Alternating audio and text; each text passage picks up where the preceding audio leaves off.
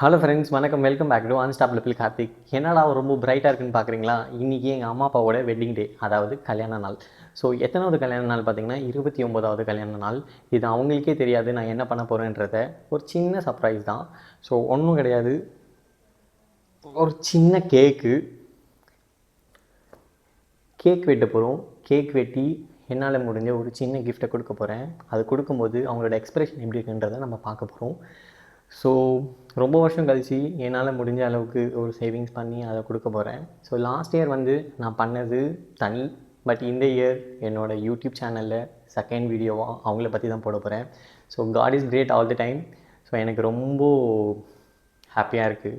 So இந்த மூமெண்ட்டை வந்து நான் போஸ்ட் பண்ணுறது. அண்ட் தென் அவங்கக்கிட்ட வந்து ஒரு 2-3 கொஸ்டின்ஸ் கேட்க போகிறேன். அதுக்கு அவங்க என்ன பதில் சொல்கிறாங்கன்னு பார்க்கலாம். சிம்பிள்ஸ் கொஸ்டின் தான். ஸோ அவங்கள கூப்பிடலாமா? ஸோ இவங்க தான் என்னோடய அம்மா அப்பா. ஸோ இவங்க பேர் கவிதா, இவங்க பேர் குணசேகர். இவங்க தான் வந்து 28வது வருஷத்துலேருந்து 29வது வருஷத்துக்கு காலடி எடுத்து வைக்க போகிறாங்க. ஸோ கேக் கட் பண்ணுறதுக்கு முன்னாடி ஒரு சில கொஸ்டின்ஸ் கேட்டுக்கலாம். ஸோ உங்களுக்கு எத்தனை வருஷம் வந்து இது கடந்து போயிட்டுருக்குன்ட்டு ஏதாவது தெரிஞ்சுக்கலாமா? 28வது வருஷம் கடந்து போயிட்டு. 28வது வருஷம் 28 முடிஞ்சு 29 ஸ்டார்ட் ஆகிட்டுருக்கா? உங்கள் 2 பேரில் யாருக்காவது உங்களோட கல்யாண நாள் ஏதாவது ஞாபகம் இருக்கா? இருக்கு. 2 பேருக்கும் ஞாபகம் இருக்கு. கல்யாண நாள் சொல்லுங்கள் பார்ப்போம். 2/9. 9/2/1997. 9/2/1997. எங்கள் அப்பா அதுலேயும் தப்பாக சொல்லிட்டாரு. அப்புறம் உங்களோட டேட் ஆஃப் பர்த், அவன் அப்பாது ஏதாவது டேட் ஆஃப் பர்த் ஞாபகம் இருக்கா? என்ன டேட் ஆஃப் பர்த்? 14/12. நீங்கள் அமைதியாக இருங்க. 14/12/1969. உங்களுக்கு அவங்களுடைய டேட் ஆஃப் பர்த் ஏதாவது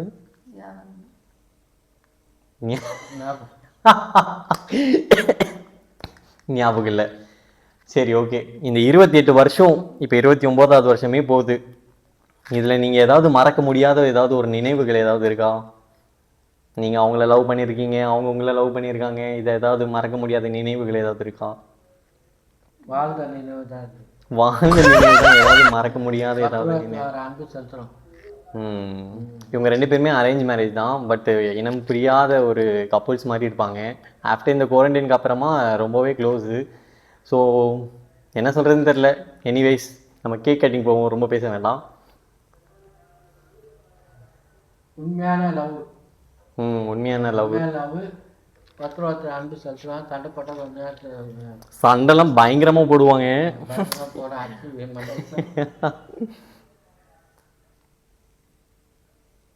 so happy wedding anniversary. Happy wedding anniversary. Happy wedding anniversary mom dad. அதே கரெக்ட் சார்.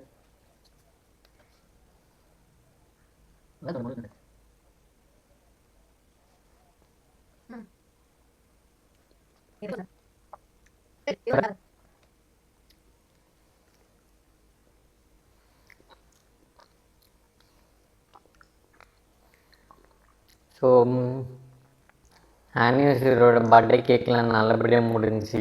அவங்களுக்காக நான் ஒரு சின்ன கிஃப்ட் ஒன்று வாங்கி வச்சுருக்கேன். அது அவங்களுக்கே தெரியாது. ஆனால் இந்த ஆனிவர்சரிக்கு வந்து கொஞ்சம் நான் ஆஃபீஸ்லேருந்து இப்போ உள்ளே வரும்போது எனக்கு பயங்கர கோவம். அது வந்து சொல்ல முடியாத அளவுக்கு ஒரு கோவம். அது எதுக்குன்னா, நான் இவ்வளோ கஷ்டப்பட்டு எல்லாமே பண்ணி லாஸ்ட்டில் வந்து அது சொதப்புற மாதிரி இப்போ இந்த வீடியோவே எடுக்க முடியாத ஒரு நிலைமைக்கு வந்தது.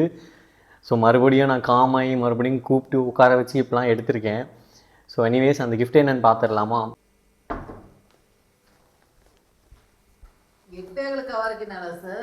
தமிழ் மராட்டி லேது மராட்டி.